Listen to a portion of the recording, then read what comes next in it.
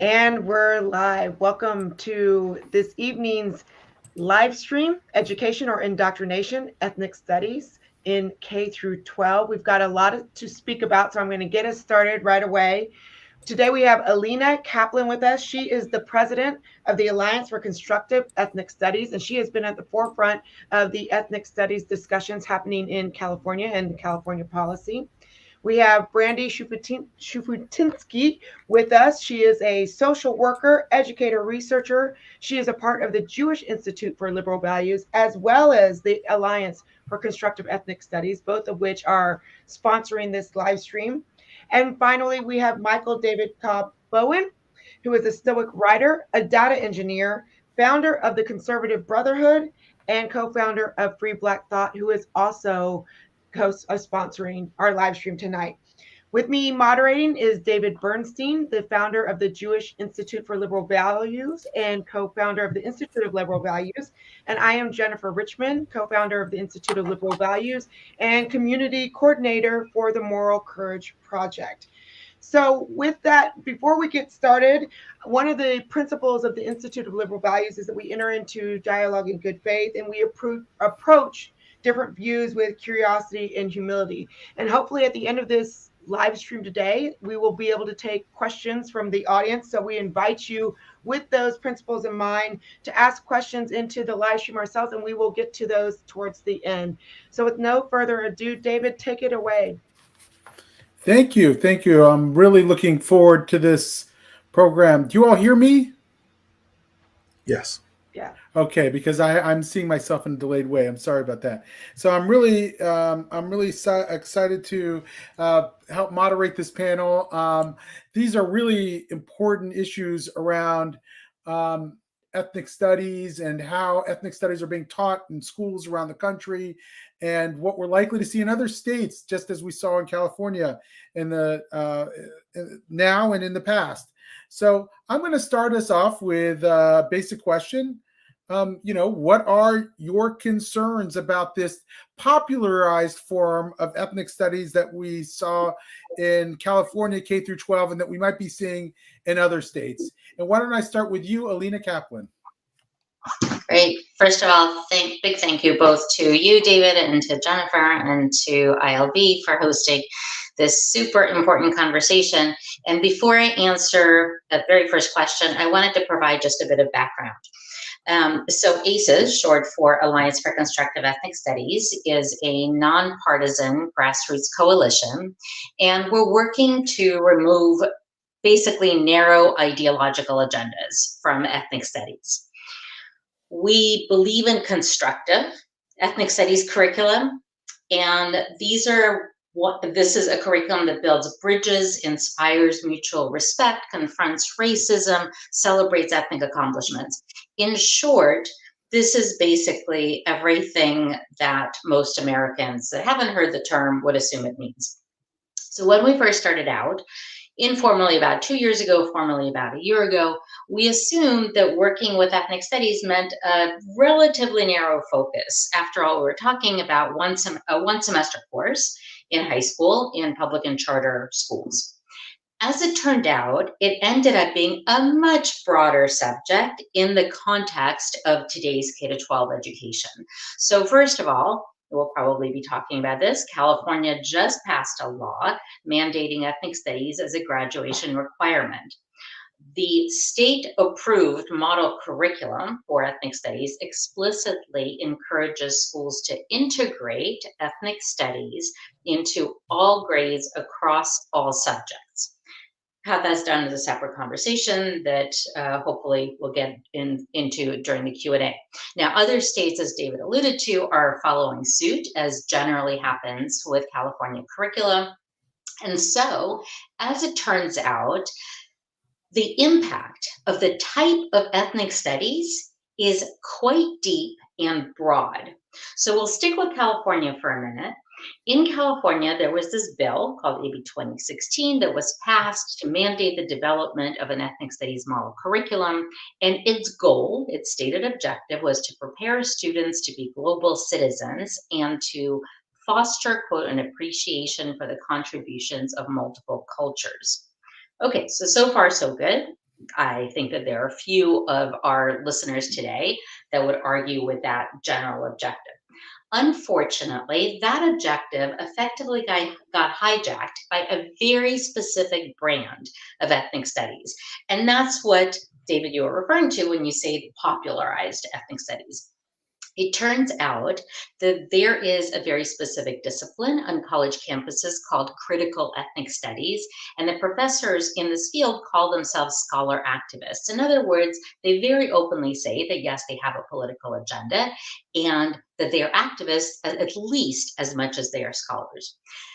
The practitioners of this discipline say that they aim to quote, I'm quoting here, so I'm going to go slowly because this is really important, bring into conversation the ways that concerted efforts and collectivized resistance to US imperialism ground our approaches for dismantling the neo-colonial schooling apparatus, unquote. Phew. Okay, so now compare that. Think about the comparison of that to what the objective originally was, right? Remember, prepare students to be global citizens and foster an appreciation for contributions of multiple cultures. However, based on this objective and based on these scholar activists that effectively hijacked the curriculum, this is how we ended up with a highly controversial initial draft of the ethnic studies model curriculum.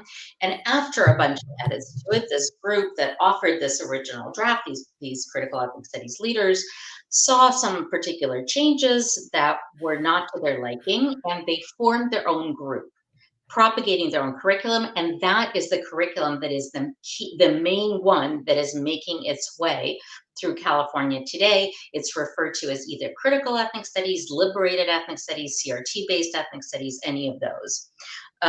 Okay, so as it turns out, there are two different types of ethnic studies, and there's lots in between, but we can think of them as having two different approaches. One is this critical liberated approach, which is the one that we have concerns about, and that one emphasizes an oppressor victim paradigm. So the world is divided into victims and oppressors. It promotes a specific ideology and a movement to, quote, challenge imperialistic, colonial, hegemonic beliefs and practices. That's what you saw in their objective. And it glorifies militant resistance as a means to social change. On the other hand, there's a constructive ethnic studies, and that's what I was referring to when I was talking about what ACES promotes, the idea that the best, and this is the one that we would think most Americans would support and even assume, and that's one that builds bridges of understanding, focuses on ethnic group contributions and accomplishments, and exposes students to lots of perspectives, different perspectives. I think the best way to grasp the difference here is to look at a couple of images. So Jen, could we go to the first slide on the first PowerPoint slide so I can share with folks? Okay. There we go. So hopefully everybody can see this. You can see the first one. It's kind of a tapestry. You get a sense of, the image gives you a sense of general multicultural tapestry, right? And then you have the second one where there's an image of a pyramid and a guy with his arm at the top, up at the top, and you can see the sense that it's evoking a sense of revolution. So you can get a sense for the different approaches. I also wanted to share another one that I came across very recently, and this is still in the critical liberated ethnic studies mode. Jen, can we go to the next one? So check this out. I kind of did a double take when I saw this. They recently changed their cover. This is a seminal foundational text of critical ethnic studies called Pedagogy of the Oppressed. It's written by a neo-Marxist activist named Paulo Freire. And it talks about how the oppressors who oppress, exploit, and rape by virtue of their power cannot find in this power the strength to liberate either the oppressed or themselves. And so this is a foundational principle. But take a look at that image. It's in the form of a rifle with a pencil on top. So again, kind of gives you a sense of what we're talking about here. Okay, Jen, we can stop sharing for a few minutes. Thank you. And then we'll come back. So I can summarize my concerns to bring this back around. I can summarize my concerns with critical ethnic studies in basically 3 categories. One, the idea of dividing the world into 2 very precise boxes, victim and oppressor. Placing humans into any boxes, but especially these, cannot lead to anything good. And this is not what we want to be teaching the next generation. It's not good for the students that are labeled oppressors. It's not good for the students that are labeled victims. And instead of teaching understanding, empathy, respect, you end up breeding resentment, fear, and actually more racism. And later on, we can talk about how this plays out in the classroom, including, a Cuban boy being told by a teacher that he's not a real Latino because he says they fled communism and socialism, and being told by his fellow friends, by his friends on the playground, that they won't pass the ball to him because he has white privilege. This is a boy with light skin. Okay, so we got 1, dividing the world into these categories. 2, inculcating a very specific narrow ideology. Specifically in this case, it's neo-Marxism. The ideology of critical ethnic studies is based on that of the Third World Liberation Front, which, if you're not familiar with, justly fought for including communities of color in higher education. However, they also argued, and this ideology also argued, that, quote, it is up to us to make the revolution, to break the system, to smash it, shatter it, and destroy it, as Brother Lenin said, unquote. Now, the critical ethnic studies movement very openly says that it is based on the Third World Liberation Front ideology and movement. In teacher trainings for critical ethnic studies, when trainers are asked about these explicit Marxist concepts, the trainers acknowledge that some teachers may find this difficult, but explain that they must have the correct political views in order to teach the subject. One way we see the ideology is through the role models that are highlighted in the curriculum. And so we have, remember, the liberal ethnic studies ideology drove the initial curricula of the model curriculum. So we end up with 154 role models of color, including a preponderance of neo-Marxist and/or violent figures. We've got Oscar Lopez Rivera as a role model, who was the leader of the Marxist-Leninist organization that carried out over 130 US bombings. Just the list goes on and on. But important also is who is missing. So for instance, we have an entire African-American section without Martin Luther King, without John Lewis, without Rosa Parks, without Thurgood Marshall. In fact, they're also missing are civil rights leaders altogether, described in one reading as being passive, quote unquote, and docile. So that's 2. 3, the extent to which so much of this is going under the radar. A component of the Liberate Ethnic Studies curriculum specifically instructs teachers that when needed, they should fly under the radar with specific parts of ethnic studies. And teachers are told that they have to be careful because classes are online now sometimes, and parents can overhear the content and misinterpret it. Again, nothing good can come from curricula that must fly under the radar. So that summarizes the issues, that summarizes what the concerns are. My partner, my colleague, Brandy, will talk a little bit about what we can do instead, and the idea of a constructive ethnic studies curriculum that focuses on building bridges, uniting students around solving challenges, including confronting racism, celebrating ethnic accomplishments, and doing all this without placing them into boxes and promoting a specific ideology, specifically neo-Marxism and violent movements. So I will pause there and turn it over to the others. Okay, so Brandy, you're up. Can you hear me okay? Check that first. Okay. Thank you for hosting this and moderating, Jen and David, and I really appreciate the opportunity to be here. So when we talk about ethnic studies, we're talking about interdisciplinary fields, And you'll hear a lot of ethnic studies academics discuss what constitutes real ethnic studies, discounting the expertise of others in favor of their own ideology. So I view teaching through my lens as a social worker, where knowledge is fundamentally rooted in two things. First, facts. Historical and current events are not about someone's version of the truth. History and current events just are. Certain things happened or are happening that cannot be disputed, even as some attempt to twist or erase events. In behavioral health, that's referred to as gaslighting. The second, feeling, how individuals and groups feel about what happened or is happening. And both of these are foundational aspects of ethnic studies, cultural facts and feelings about events. So the first aspect should be relatively easy for an educator to navigate. Present factual materials, make those materials as inclusive and diverse as possible. The second aspect is where we're experiencing division, where having conversations about how individuals feel about events brings in a lot of other things, like defensiveness, overreactions, erasure of certain experiences if they do not align with certain ideologies. In other words, biases. This is also where we have to ask, whose feelings matter in the classroom? Is there a hierarchy? Should teachers allow their students to know where they align? And I'll address the last question first. No, I don't think it's appropriate for a K-12 teacher to express their feelings about events, at least not to the point where students are impacted by those feelings.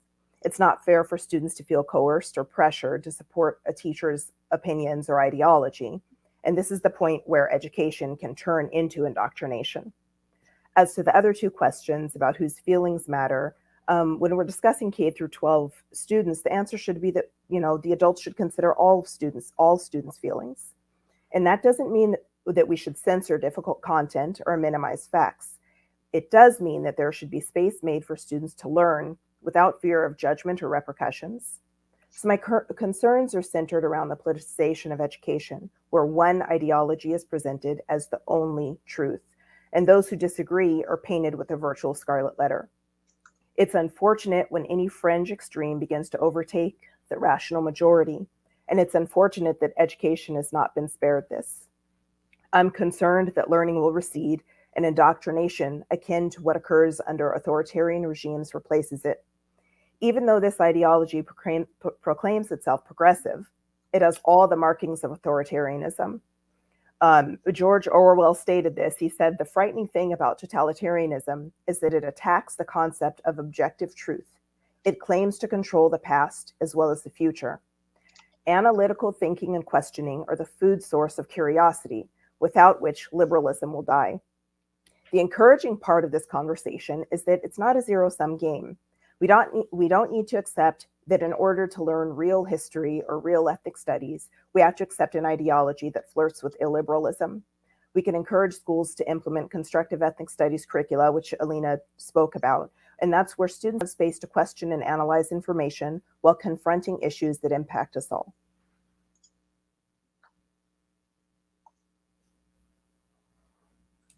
Okay, great. Mike, your take.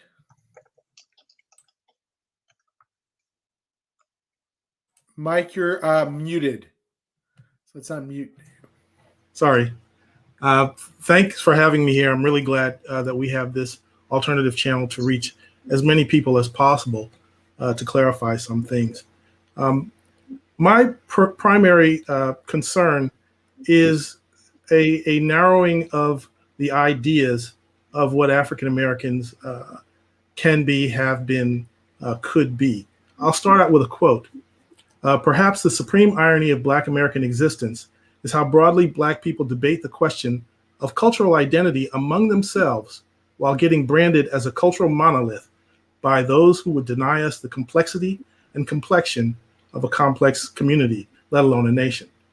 If Afro-Americans have never settled for the racist reductions imposed upon them, from chattel slaves to cinematic stereotype to sociological myth, it is because Black people themselves not only knew better, but knew more than enough ethnic diversity within themselves to subsume those fictions.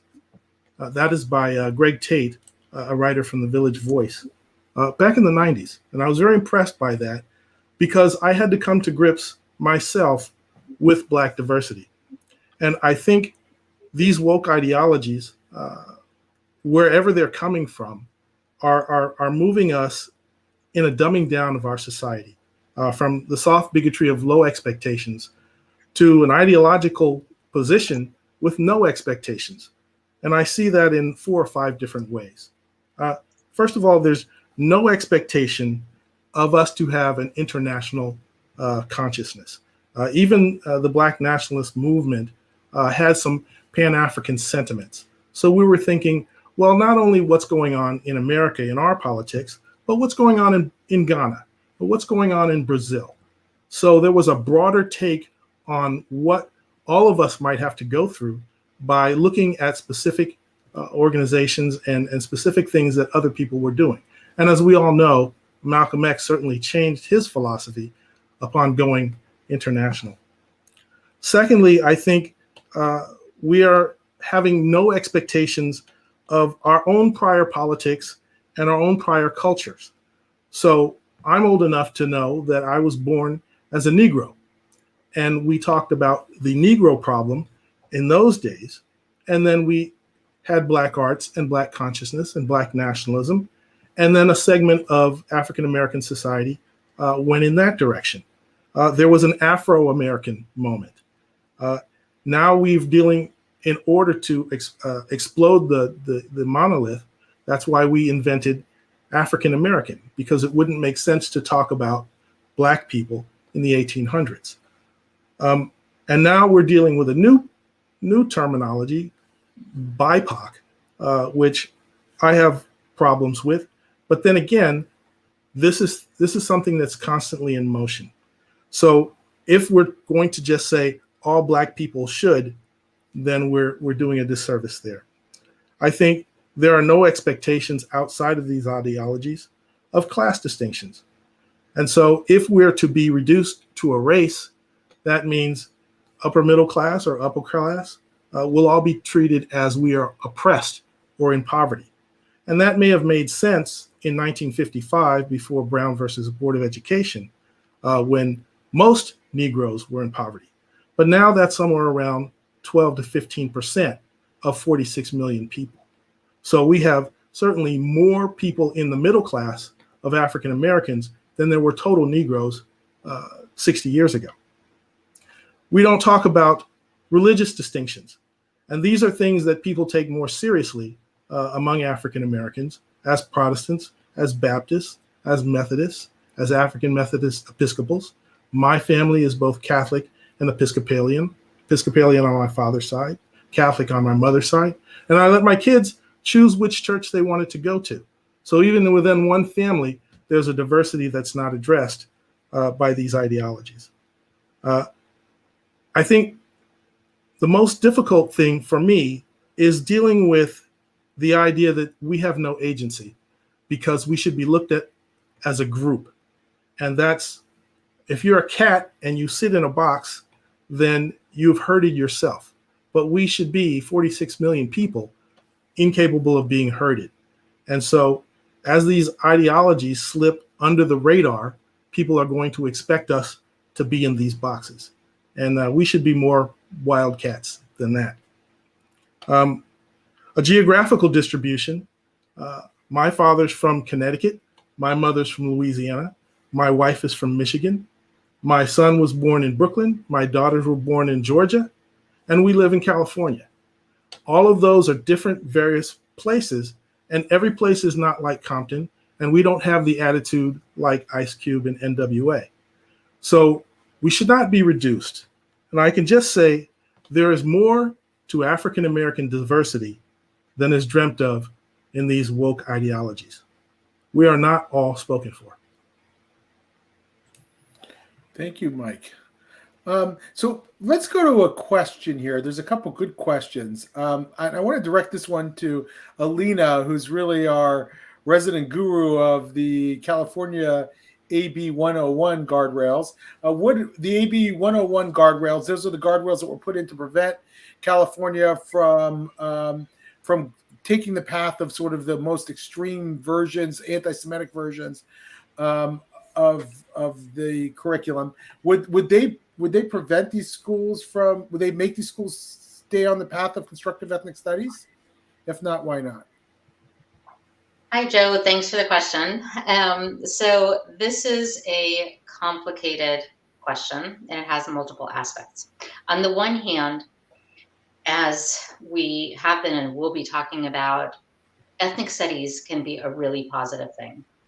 On the other hand, having 7 different guardrails, which is what AB 101 currently has, in order to try to keep things on the straight and narrow, is concerning.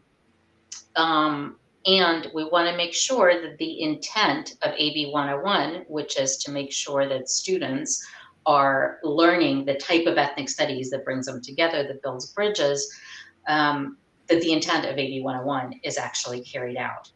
I think of the guardrails as only as good as the guards, and that's why we need everybody on, everybody tracking, everybody keeping a lookout, everybody involved in ensuring that we are implementing in schools the kind of ethnic studies that AB 101 envisioned and that the law originally envisioned. So does it guarantee anything? No. I think that there's really nothing that can guarantee a constructive curriculum or really any curriculum.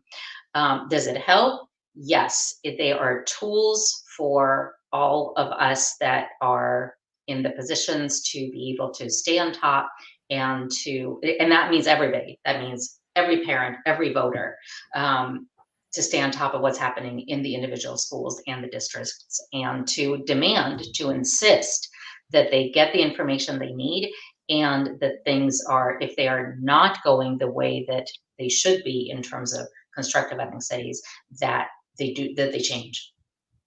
That's the short answer. While I have you up there, we'll broaden this in just a moment. You know, it's amazing that the word critical race or the phrase critical race theory hasn't popped up yet. Where does it fit in all this?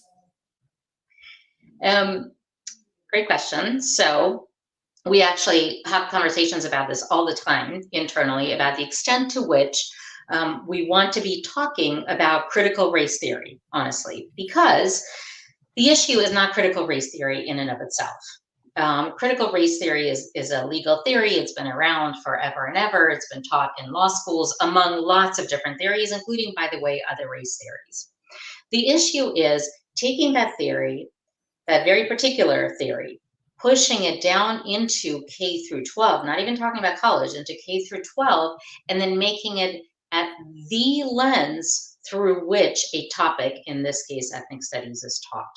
So we haven't been talking about it, but it's underlying. So when we talk about critical ethnic studies, yes, that word critical is the same as the critical in critical race theory. Critical theory, critical race theory, critical ethnic studies, these are all connected and they have a common thread going through them. Don't know if that answers the question, David, but I'm sure there will be more on that same topic. Sure. Brandy, do you want to add anything to that? I just want to say that the conversation and debate has kind of been hijacked, where it's pitting one side saying we can't teach critical race theory to kids, and the other side saying we're not teaching critical race theory. And as Alina pointed out, it's one theory and framework. It's not the teaching of the theory, like the teaching of the theory of relativity. Is that the question really is that the lens that the subjects are being taught through? Because that's a whole different dynamic. If any type of critical theory is the only lens that information is presented through, it leads to a lot of the erasure that Mike spoke about just a few minutes ago. And David, if I might add, now Brandy just made me think of one thing that's worth pointing out, which is that that term has become so politicized that it's almost lost all meaning and all original meaning, and it's taken on a life of its own. So when I say that we talk about among ourselves, how much do we want to talk about this? It's because, what do you talk about? Do you talk about what it originally was supposed to be? Do you talk about what it's morphing into? Do you talk about what it's going to morph into? And so it's turned into this political football of either left or right, when in reality, we're talking about a topic that should have absolutely nothing to do with left or right. And when we think about the idea that that critical race theory, abbreviated as CRT, means talking about racism or talking about history honestly, that becomes completely nonsensical, because those things are not synonymous, and you absolutely can and should address history honestly and address racism. That does not mean that you need to believe in or promote CRT. Great. Mike, want to add anything there? Only that I, from my own experience coming up with a scientific background, had to look at the arts and try to understand what's going on there. And as I read through various folks, I asked, what's next? So in the 90s, I was reading Cornel West, and there was a book called The American Invasion of Philosophy that helped me a lot. And I learned about various philosophers who are American. And I said, oh, okay, it's clear. Everything that I want is within these philosophers. And I said, what's next? And all the answers that I got were towards this neo-Marxist position. So I would hear about Marcuse, I would hear about the postmodernists. And as I had previously studied the Tao from Japan, I was wondering why all of these European intellectuals were on the left side.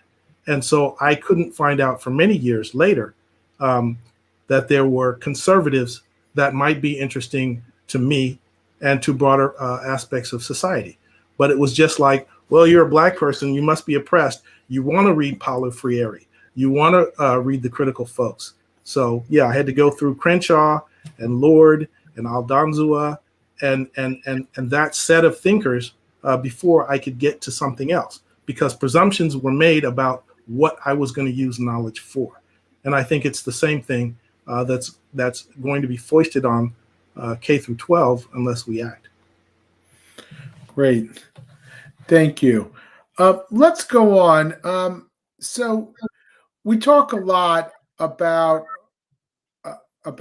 these ideologies, whether we call it critical race theory, whether we call it critical social justice, some of us do, whether we call it wokeness, which may or may not be pejorative depending on who you ask. How is this ideology proliferating in society and in your communities, and what effect is it having? Why don't I start with Mike? Okay, sure. Thanks. Well, since I'm an engineer and in IT specifically, I happen to work with folks from around the world all the time. On my team, we have folks from Colombia and Venezuela. We have Russians. We have Indians. We have folks of all different backgrounds in a corporate setting.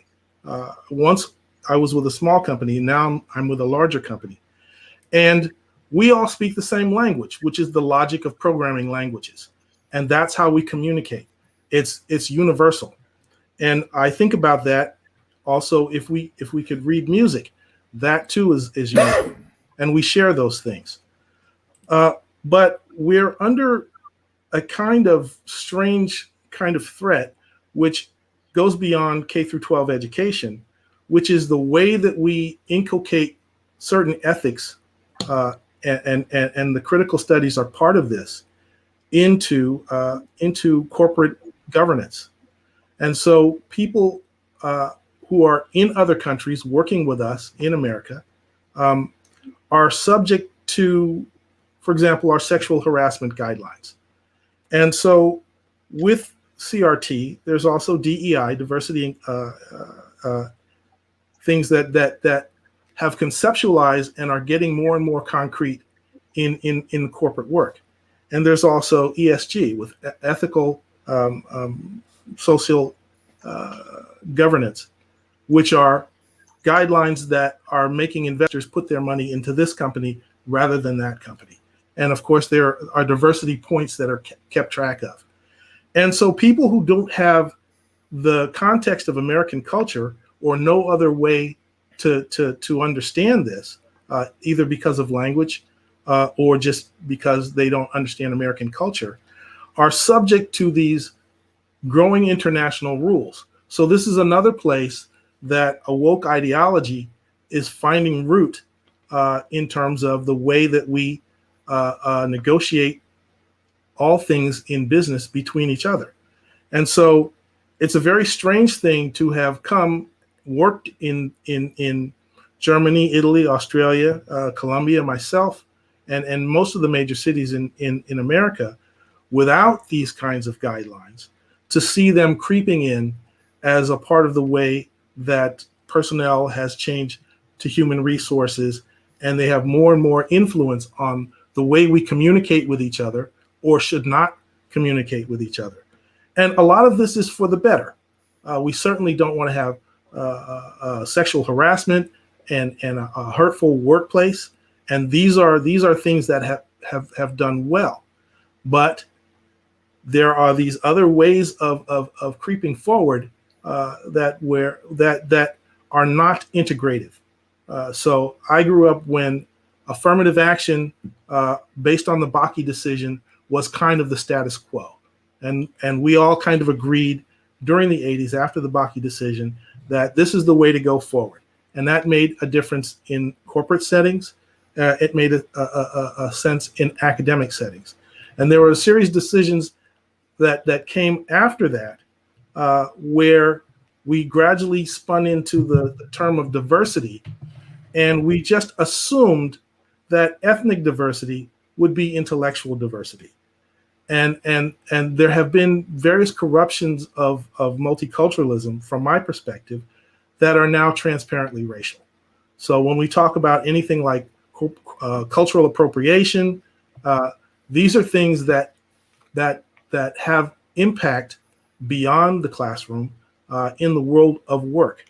And so it's dangerous to see these ideologies shape the way that people are hired, and they have to have kind of a second education, not only to know what the subject matter is that you're supposed to be responsible as a professional, as an employee, but these new regimes that keep changing the way that we must communicate with each other, and who has a priority in hiring, and if you're a DEI officer, you're making big money. So this is already monetized in major corporations, and especially in my field in IT. And we've seen how those controversies boil over at Google with the Damore letter, and in other companies as well. So we all in business and in international business, we have our own problems and difficulties, and added onto that with these ideological battles in the context of the American culture wars is a burden on all of our international partners. And it's getting in the way of us doing our jobs well. And that's something that I see. I would add that I'm fortunate to have grown up in Los Angeles. When people see the Crenshaw community that I grew up in, represented in Hollywood movies, they don't often know that there are Japanese ethnics as well as blacks there. And I've seen how many Asians are stereotyped, where in the rest of the country, you just don't have all of the communities that we have here. And it's kind of sad that it becomes black and white. It becomes a Jew and Gentile, when there's so much other individuals out there within various groups that get left out. And so that's what ideology does. It flattens everything, and it forces us to deal with each other out of these boxes. And that's not natural, and it's not constructive. So I hope that we're able to see beyond that. And I hope we can continue to talk about these things openly and honestly, because we can't write some of these things in stone. Thank you, Mike. Brandy, how do you see these ideologies playing out sort of in everyday life? So there's been a real strong tendency to either overstate or understate the impact that support for narrow ideological viewpoints has on individuals and communities. And you have each side claiming that if we don't embrace their ideology over all others, then it spells doom and gloom for generations to come. However, I believe they're missing the mark with that argument. The main issue with wokeness or critical or liberated ethnic studies is its lack of viewpoint diversity. Now, some will say that there are no two sides to every issue or event, and I agree. There are certain horrific events that should be called out for what they were or what they are wrong. The state of Texas right now is giving us two examples of this. The first being that teacher who recently called for both sides of the Holocaust to be taught in the classroom. And the second is the Texas State Senate banning the requirement to teach students about that the Ku Klux Klan was morally wrong. And unfortunately, that's not what's happening with this ideology. It doesn't stop there. Instead, it preaches that everyone has to feel the same way, and not about horrible events, but about everything in order to be right. So it only presents one way of being, which I argue is directly counter to diversity. How this ideology is actually being implemented in schools and in social movements has been disempowering for many, and the way it limits thought and discourages curiosity.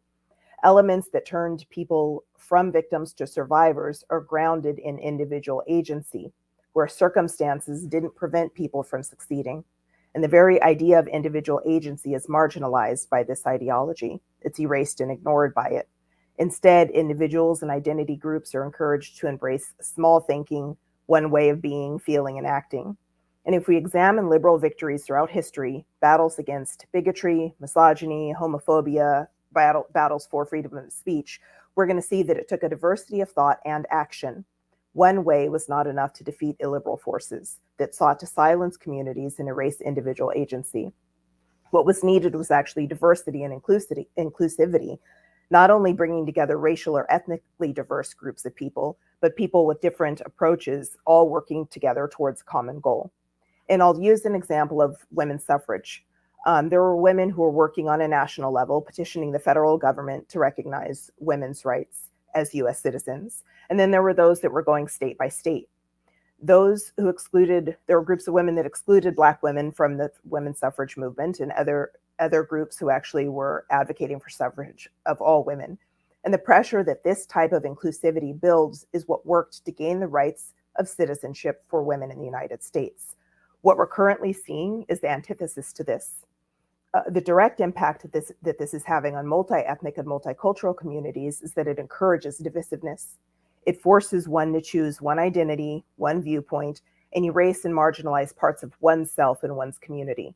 And it's a bit ironic that an ideology that encourages thought, diversity, and that discourages thought, diversity, and inclusion found its way into learning spaces and progressive movements. And one way that the spread of this ideology is impacting the Black American community is by erasing the sacrifices made by our foremothers and forefathers. Entire pieces of our history, of our contributions to the United States, are minimized by critical ideology. Black American students are being encouraged to disavow heroes and role models that gave their blood so that we can enjoy the very freedoms that we live with daily. I believe Alina mentioned before, heroes like Thurgood Marshall and Rosa Parks are ignored from curriculum. They're erased from lessons because they don't fit into a narrative that's being peddled by liberated ethnic studies. Historical community partnerships, while not perfect and not without having conflict, they're completely diminished. There's been an effective attempt to drive a wedge between the Black American and Jewish American communities, for example, by certain groups that directly benefit from this divide through false solidarity movements. So my biggest concern really boils down to just the blotting out of history, canceling individuals and groups whose blood, sweat, and tears went into building our democracy. Thank you, Brandy. Alina, what do you think the larger problems are here? Well, I think I want to get a little personal for a few minutes and share that my interest in this entire space, I think, is rooted in the fact that I'm an immigrant from the former Soviet Union. I emigrated at a young age. I emigrated at the age of 11, but by then the Marxist-Leninist indoctrination had already begun for me in school. And the language and concepts were essentially the same as the guiding principles that I was then witnessing in the initial drafts of the ethnic studies model curriculum. I ran this by some immigrants that immigrated as adults who absolutely confirmed, and then others. So they went through the curriculum, which, by the way, is not an easy task because they're almost 1,000 pages. So it does require some forbearance. Others, however, started to read it and said that it was just too traumatic for them to be rereading this content in its new iteration. So let's just sit with that for a moment. We're hearing from people that have lived this. And there was actually, I want to read to you from this heartbreaking plea, basically, from an immigrant petition that went to the California Department of Education after those drafts of the model curriculum for ethnic studies. And a portion of it reads, quote, "Never could we have imagined that decades later, the same ideology and concepts that we escaped would show up in, of all places, the California Ethnic Studies model curriculum," unquote. There's a reason that immigrants from communist countries are mortified by this type of, by the liberated ethnic studies curriculum. And this ranges from the former Soviet Union and Eastern Europe, other Eastern European countries, to the Chinese, to Cuban, to Venezuelan immigrants. They have lived it. And the all or nothing, the us versus them approach is precisely the paradigm of communist totalitarian regimes, where students learn rhetoric that aligns with specific ideology. I actually, Jen, could you put up that slide with the roots and the circles for a moment? Just want to share something. This is a slide that is used in teacher training. I don't know if you guys can make out what it shows. So it's showing the roots as imperialism, and also in the center of the circle is settler colonialism. So this is teacher training for critical ethnic studies. All around the circles, and also these various branches and leaves, you've got things that are equated, such as genocide, patriarchy, white supremacy. We've got private property, which stands in for capitalism, God, religion, and classism. That really says a lot right there. Thanks, John. One of my colleagues who lived through the Maoist Cultural Revolution that said why she's so passionate. I love her quote about why she's so passionate about keeping the CRT-based ideology out of the classroom. And the quote that really stuck with me was, "We had to be silent then, we won't be silent now." I want to tell you, just as an example, part of the reason that it's hard for people to understand what's happening basically right under their noses, although I think that we're starting to see more of an understanding, as evidenced by this conversation we're having right now, is that there are lots of code words. So we got critical hope, we've got radical healing, things that sound innocuous or even positive, right? But people that grew up in communist countries are used to code words and instantly recognize what's behind them. So for example, in those two, critical hope and radical healing, those are very fundamental critical race theory terms. They have to do with the overthrow and dismantling of a system. I want to give you an example of a guiding principle for ethnic studies from a critical ethnic studies curriculum. This is directly in as a principle. Connect ourselves to past and contemporary resistance movements that struggle for social justice on the global and local levels to ensure a truer democracy. So besides the resistance movements and the struggle, the emphasis on those, we also have the truer democracy, which, as it turns out, is a Marxist term for the elimination of private property. Code words. On the other hand, you can compare that to a constructive curriculum, where a principle would be to teach students about social justice, social responsibility, and to understand that they can become agents of change. So you can see that really fundamental difference between the two, and the impact.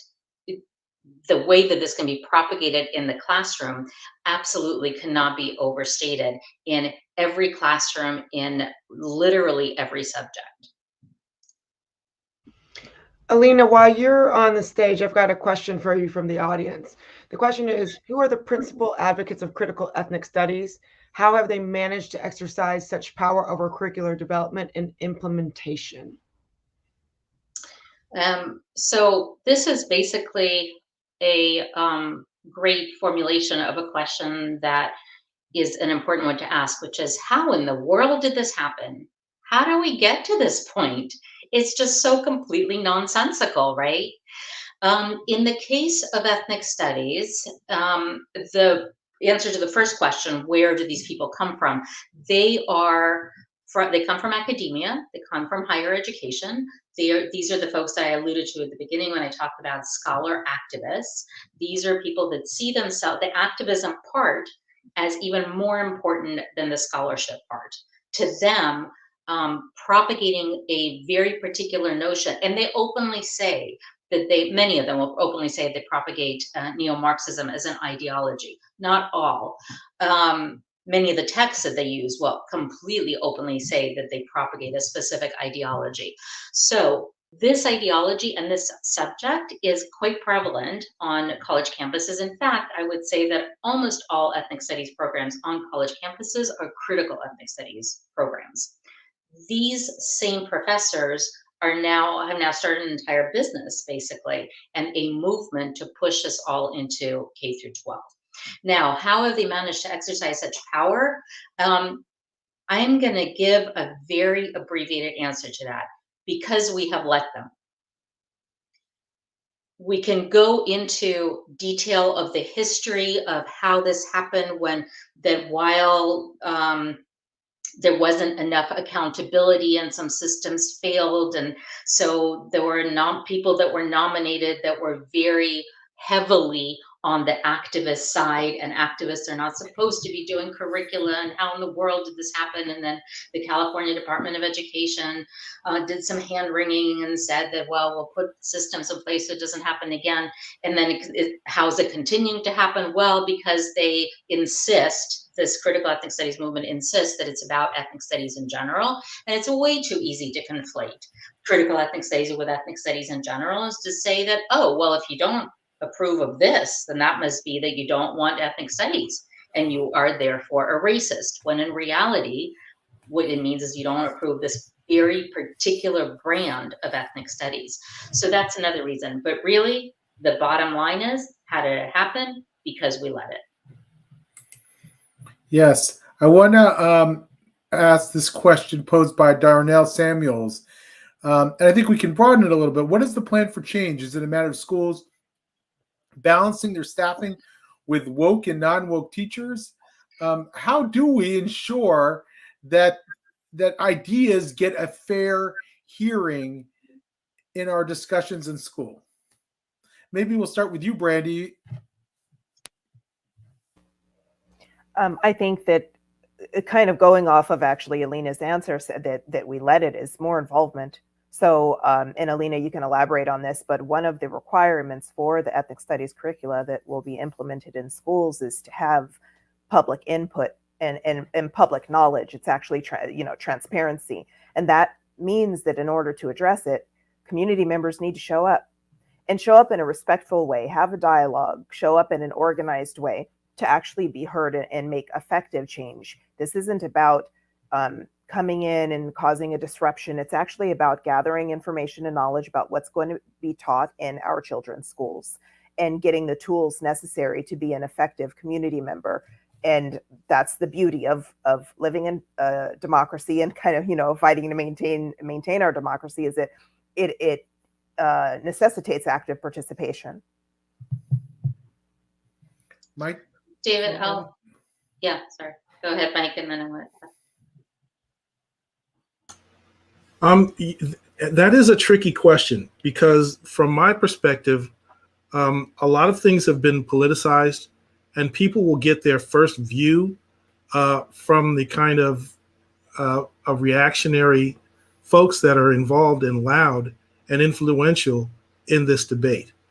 So even just coming out with an answer that maybe that's CRT or maybe that's woke, that's just a Fox talking point.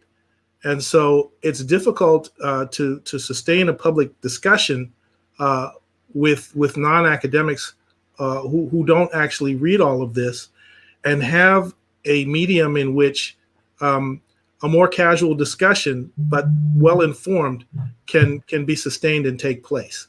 There are folks in California that I've spoken with who come across as very political, and they're actually just common sense parents who want to have some say over what their students are taught in school. Fortunately, I had this with character counts with social emotional learning, which is another battleground for the neo-Marxist influence, before that took place. And I looked at those to see what kind of social studies were taught in elementary schools, and those are now bending over to this new way of thinking.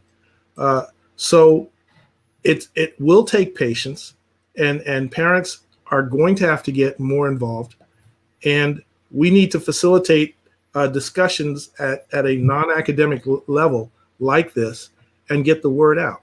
And I would also say that although I am nonpartisan and I want all of this to be nonpartisan, we shouldn't be afraid to having allies to the right or allies to the left, because we're talking common sense and rationality and logic, and that's what we need to stick to that discipline, and then we'll see our way through this. Alina, I want you to probably end us with sort of what do we need to do, and you started on that, but I wanted to add this question here, yet since it's such it's so apropos, where we are and where we need to go. So that's from Batsheva Frankel. Is there an actual constructive ethnic studies curriculum yet? There are multiple ones, actually. So fortunately, and there have been all along. So constructive ethnic studies has been taught around California and around other states all along, which of course raises the question of why in the world did they need to create an entire curriculum that is on that is the CRT-based ethnic studies, but that's a question for another time. There are, in addition to being ad hoc all over the place, all over the country, there are constructive ethnic curricula that we know of that exist in the largest district in California. That's the Los Angeles Unified School District, the LAUSD. There are, Brandy actually recently has been reviewing a curriculum that is a constructive curriculum from another district in California called the Paso Robles District. A partner of ours called FAIR, Foundation Against Intolerance and Racism, is in the process of delivering a constructive curriculum, a positive constructive curriculum. So there are absolutely options, and that's the part that provides opportunity. So we don't need to be arguing against something. We can be actually arguing for something. And that's a really positive thing to what Brandy was saying in terms of having these respectful and rich, robust conversations. We can be talking about the actual issues of what can we do. David, should I switch over to the specifics of what are the things that people can do? Yes, please. Okay. So let's see, John, could we go to the slide before last, just because I think it's easier for people to visualize some of this. And by the way, I glanced and saw there are lots of really great questions on there. I'm sorry that we are not getting to those, but I love the questions, and I really encourage you to email us. I think Jen put the which slide, Alina? Were you the next one? Actually, the next one? Okay. The next one. Hold on, and maybe even the one after that. This one? No, keep going. Keep going. There we go.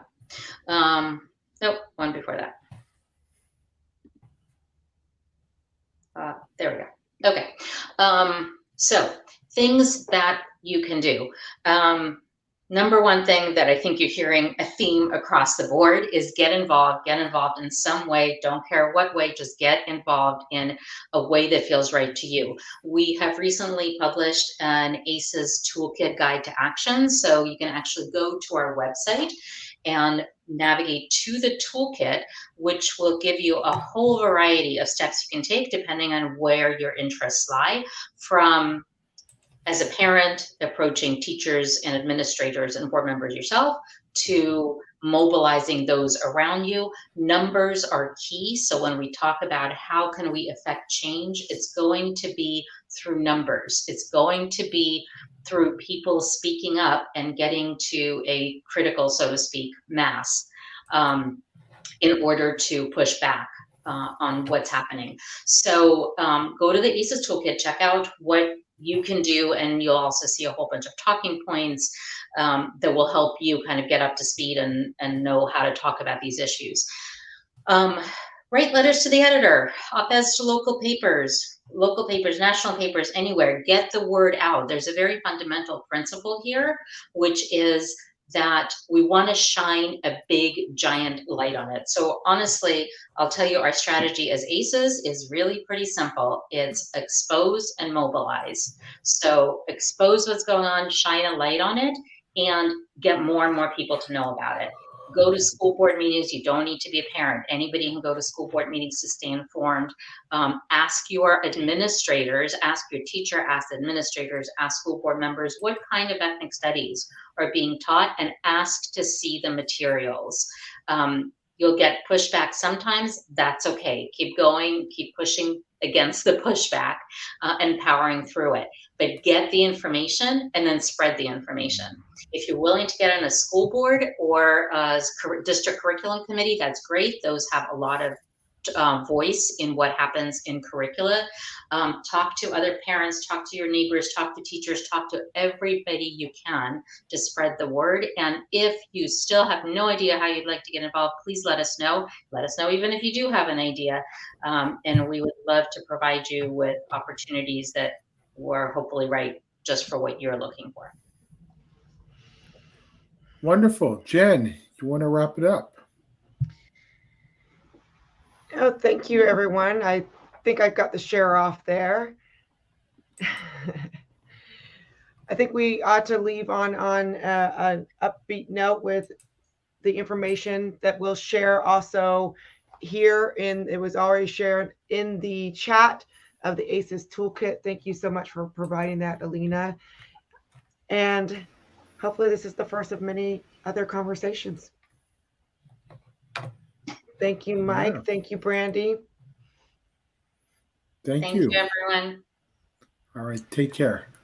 Bye-bye. Thanks, guys.